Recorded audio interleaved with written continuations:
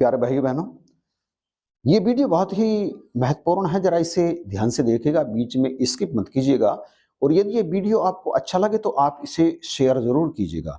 बात आरंभ करते हैं मांसाहार से। इस संसार में इंसान की दो कैटेगरी हैं। एक तो वो है जो मांसाहार भी करते हैं और शाकाहार भी करते हैं। ऐसे मनुष्यों को सर्वाहारी कहते हैं। परंतु कुछ मनुष्य ऐसे हैं जो केवल शाकाहार करते हैं, मांसाहार कभी नहीं करते। उन्हें विशुद्ध शाकाहारी व्यक्ति कहते हैं।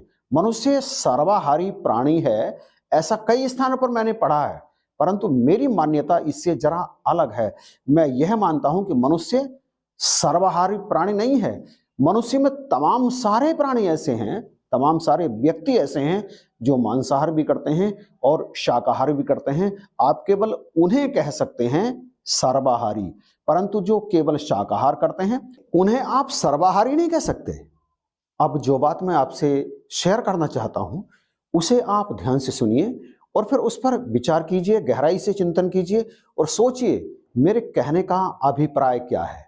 आप मांसाहारी हैं, मान लीजिए आप मांसाहारी हैं और मैं शाकाहारी, विशुद्ध शाकाहारी। मेरे बारे में मानने जैसी कोई भी बात नहीं है, क्योंकि मैं तो विशुद्ध शाकाहारी हूं ही। मैंने अपने जीवन में कभी मांस नहीं खाया। मांस खाता देखता हूं किसी और को मैं तो नजर एक तरफ झुका लेता हूं, क्योंकि मुझे वो जरा भी पसंद नहीं है और ना ही अच्छा लगता है। अब ध्यान से सुनिए, आप मांसाहारी हैं, मैं विशुद्ध शाकाहारी हूं, लेकिन आपका और मेरा संबंध है या तो आप और मैं घनिष्ठ मित्र हैं अथवा बिजनेस के सिलसिले में मेरा और आपका मिलन लगातार होता रहता है। ध्यान रखिए, आप मांसाहारी हैं और मैं शाकाहारी हूं। अब यदि किसी स्थान पर आप और मैं एक साथ बैठे हों और बात खाने पर चल जाए तो फिर आप मांसाहार को अच्छा बताएंगे ना। मांसाहार के तमाम गुण, उसके लाभ और कुछ ऐसी बातें बताएंगे कि आपके शब्दों से मुझे लगेगा कि मांसाहार अच्छा है करना, लेकिन मैं मानूंगा नहीं। मैं इस बात को इसलिए नहीं मानूंगा क्योंकि मेरे मन में पहले ही ये बात बैठी हुई है कि मांसाहार अच्छा नहीं है। मांस खाना, चाहे मांस के खाने से कई प्रकार के लाभ आते हों, परंतु मांस आता तो हत्या करके ही है। आप किसी भी प्राणी की हत्या किए बिना मांस प्राप्त नहीं कर सकते, या कर सकते हैं। बदले में आप ये कहेंगे कि शाकाहार भी तो एक तरह से हत्या ही है। आप किसी शाक को, किसी सब्जी को जब खाते हैं तो वो भी कहां से आती है, जीव तो उसके अंदर भी है, तो वो भी एक प्रकार से हत्या ही हुई। लेकिन आप यहां पर तुलना करके देखिए। मेरा तर्क या मेरी बात ऐसी है जिसे आप नकार नहीं सकते, आप इसे झुठला नहीं सकते। आप शाक सब्जी खाते हैं, मांस भी खाते हैं, लेकिन शाक सब्जी भी खाते हैं और आप अच्छी तरह से जानते हैं इस बात को कि शाक सब्जी भी काट करके ही प्राप्त की जाती है। जैसे मूली उखाड़ी जाती है, आलू काटा जाता है और भी जितनी सब्जियां हैं उन्हें काटा जाता है, लेकिन इनके काटने को आप हत्या कहते हैं क्या? अगली बात यह है कि इनमें चेतना का स्तर कितना है। आप इस बात पर विचार कीजिए कि चेतना का स्तर कितना है। क्या जब आप उन्हें काटते हैं या उखाड़ते हैं, क्या आपको वो रोते हुए प्रतीत होते हैं या वो दर्द से कराहते हुए प्रतीत होते हैं? नहीं होते हैं ना। यदि उनको पेन होता भी है, दर्द होता भी है, तो वो नगण्य होता है, कारण उनमें चेतना का स्तर अत्यंत निम्न होता है और उनके उस दर्द अथवा पेन जो कि नगण्य होता है, आप प्रत्यक्ष देखते नहीं हैं और ना ही आपको उसका प्रत्यक्ष अनुभव होता है। लेकिन उधर मांस प्राप्त करने के लिए यदि आप किसी की हत्या करते हैं, बकरा, मुर्गी या गाय, भैंस, सुअर, मछली या कोई और इसी तरह का प्राणी, तो आप उनके दर्द को, उनके छटपटाने को, उनके चीत्कार करने को, उनके तड़फने को बिल्कुल स्पष्ट देखते हैं। उस समय उन्हें तड़फते देखकर आप उनके दर्द को, उनकी चीत्कार को, उनकी वेदना को इग्नोर करते हैं। इग्नोर इसलिए करते हैं क्योंकि आपको उनका मांस प्राप्त करना है। आपको इस बात से कोई फर्क नहीं पड़ता कि उनको कितना दर्द हो रहा है, कितना कष्ट हो रहा है। आपको अपनी स्वाद लोलुपता से मतलब है, इस कारण आप उसे इग्नोर कर देते हैं और आप मांस प्राप्त कर लेते हैं। फिर आप उस मांस को खाते हैं और उस मांस को खा करके आप अत्यंत तृप्ति का अनुभव करते हैं। इसी तृप्ति का अनुभव यद्यपि आप शाक सब्जी खाकर भी करते हैं, परंतु जीभ का जो स्वाद है उस स्वाद को लेने के लिए आपको वो सब करना भी अच्छा लगता है। और आपके ये सब करने से आपकी और मेरी दोस्ती में यद्यपि कोई ना रुकावट आएगी, ना ही कोई विघ्न उत्पन्न होगा।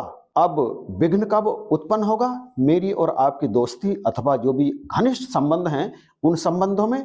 आइए चलते हैं वहीं पर जहां से हमने बात आरंभ की थी कि मांसाहार और शाकाहार के बारे में हम अब बात कर रहे हैं।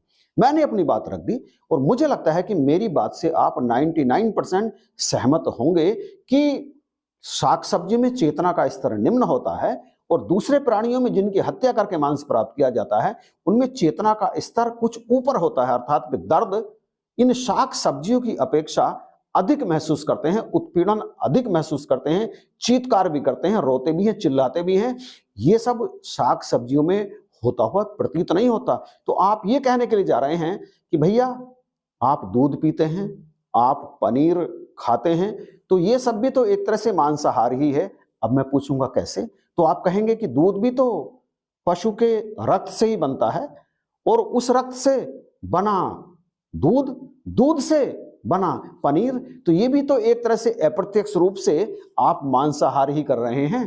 तो यहां पर मेरे और आपके संबंध यद्यपि दृढ़ हैं लेकिन खटास आनी स्वाभाविक ही है। आप अपनी बात को मुझ पर लादने के लिए क्या कुतर्क लेकर के आए हैं जो किसी भी दृष्टि से मुझे जचेगा नहीं। मैं इससे कभी भी सहमत नहीं हो सकता। और पता है सहमत क्यों नहीं हो सकता? मैं आपसे पूछूंगा कि क्या दूध जो हमने प्राप्त किया वो किसी पशु की हत्या करके प्राप्त किया? तो आप ये बिल्कुल भी नहीं कह सकते कि हाँ दूध आपने हत्या करके प्राप्त किया। मैं आपसे कहूंगा कि दूध जो हमने प्राप्त किया, क्या उस दूध को देने में वो गाय, भैंस, बकरी या जो भी दूसरा पशु है, क्या उसे किसी प्रकार का कष्ट हुआ? तो आप कहेंगे कष्ट नहीं हुआ, कष्ट नहीं हुआ। तो मैं कहूंगा जब कष्ट नहीं हुआ, उसे कोई उत्पीड़न हमने उसका नहीं किया, तो फिर ये दूध हमने हत्या करके कैसे प्राप्त किया? आप क्या कहेंगे इस बात में? और रही पनीर की बात, वो दूध से प्राप्त हुआ, दूध को उबालकर उसे फाड़ करके हमने प्राप्त किया पनीर। तो पनीर क्या उस पशु की हत्या करके हमने प्राप्त किया? आप जवाब जरूर देना, नहीं ना। उधर मांस आपने जो प्राप्त किया वो तो 100% हत्या ही है, उसमें जान गई।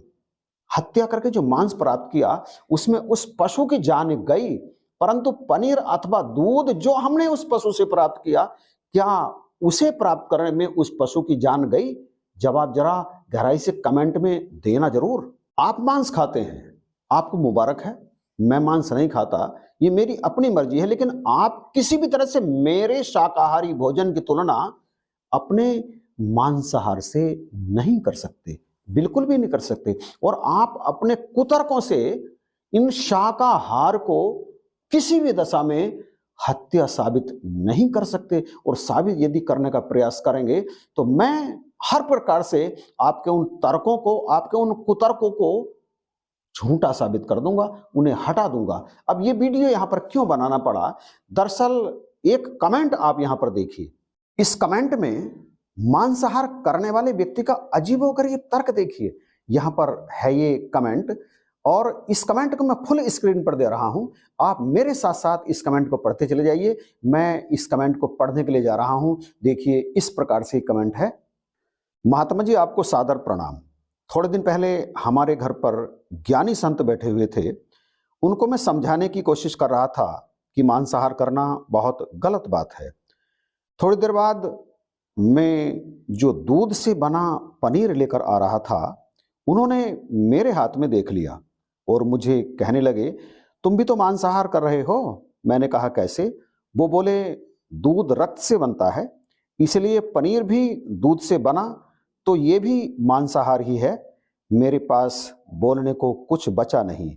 आप इस पर वीडियो बनाएं प्लीज। वीडियो बन चुका है, आप देख रहे हैं, आपके सामने हैं। आप बताइए, मांस प्राप्त हुआ हत्या करके, दिल दुखाकर, चीत्कार सुनकर एक प्राणी को कष्ट देकर, ऐसा कष्ट जो वो प्रत्यक्ष अनुभव कर रहा है और उसके कष्ट को आप भी देख रहे हैं, वो मांस आपने प्राप्त किया, इधर दूध अथवा पनीर जो आपने प्राप्त किया, उसमें जिसने भी वो दूध आपको दिया और उस दूध से जो पनीर बना, उसमें उस प्राणी को क्या कष्ट हुआ जिससे आपको दूध प्राप्त हुआ, पनीर प्राप्त हुआ? क्या वो पनीर आपने हत्या करके प्राप्त किया? क्या आप कहेंगे कि ये पनीर, ये दूध हमने उस पशु की हत्या करके प्राप्त किया है? जिस पशु से आपने मांस प्राप्त किया, उसकी तो निश्चित रूप से हत्या हुई है, परंतु पनीर और दूध, आप जरा बताइएगा कमेंट करके कि क्या सही है, क्या गलत। आपने वीडियो देखा, इसके लिए आपका बहुत बहुत धन्यवाद। इन्हीं शब्दों के साथ यहाँ पर इस वीडियो को समाप्त करते हैं। पसंद आया है तो आप इसे अभी शेयर जरूर कीजिएगा और चैनल पर नए हैं तो आप इसे सब्सक्राइब जरूर कीजिएगा।